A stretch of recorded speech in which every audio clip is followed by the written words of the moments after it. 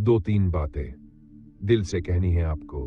सुना होगा आपने बहुत सी कहानियां, बहुत से चैनलों पर डर का नाम लेकर किस्से सुनाए जाते हैं, लेकिन वो सब बस सुनने भर के होते हैं। असली दर्द, असली खौफ, आपकी रूह तक उतर जाने वाला डर सिर्फ भूत की कहानी 33 नूर आलम के साथ पर ही मिलता है। ये वो जगह है जहां कहानियां आपकी सांसें रोक देती है, दिल की धड़कनें तेज कर देती है और रात को नींद छीन लेती है। अगर आपको यहां मजा नहीं आया, डर महसूस नहीं हुआ, तो इस चैनल का नाम आप खुद बदल दीजिएगा, क्योंकि ये चैनल वादा करता है कि ऐसी कहानियां आपको कहीं और नहीं मिलेंगी। हर नए वीडियो के साथ एक नया जख्म, एक नया खौफ आपकी रूह को छू कर जाएगा। तो जल्दी से चैनल को सब्सक्राइब कर दीजिए ताकि जब भी नया वीडियो आएगा वह अपने आप आपके पास पहुंच जाएगा।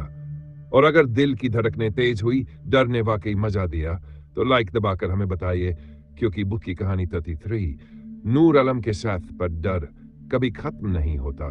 अब तैयार हो जाइए और कहानी के अगले अंधेरे मोड़ की ओर।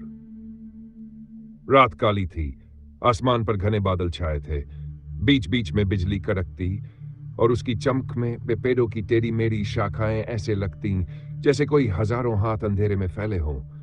सड़क सुनसान थी, चारों ओर सिर्फ जंगल, हवा में अजीब सी ठंडक थी। मैं अपने ट्रक को धीरे धीरे हाईवे पर आगे बढ़ा रहा था।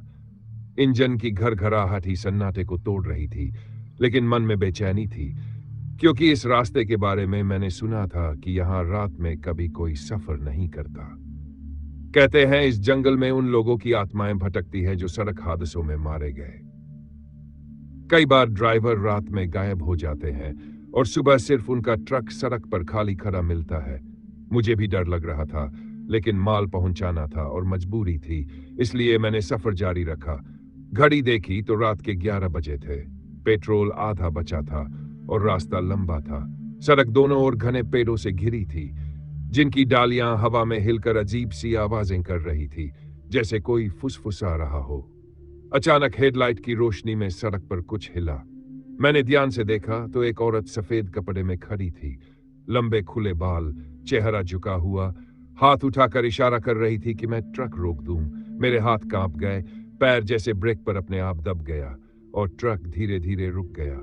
वह औरत धीरे धीरे मेरी ओर बढ़ी।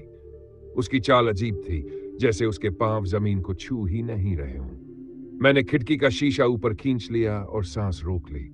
तभी उसने खिड़की पर दस्तक दी। उसकी उंगलियां बेहद लंबी और नुकीली थी।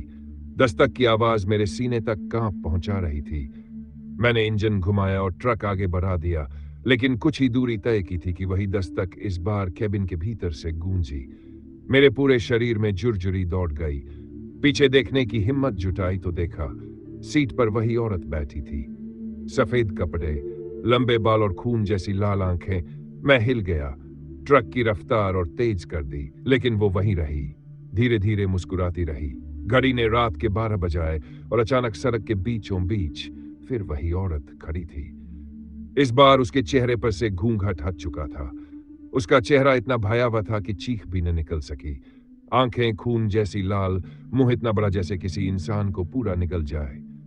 मैंने ब्रेक दबाने की कोशिश की, लेकिन ट्रक अपने आप उसी की ओर खींचने लगा।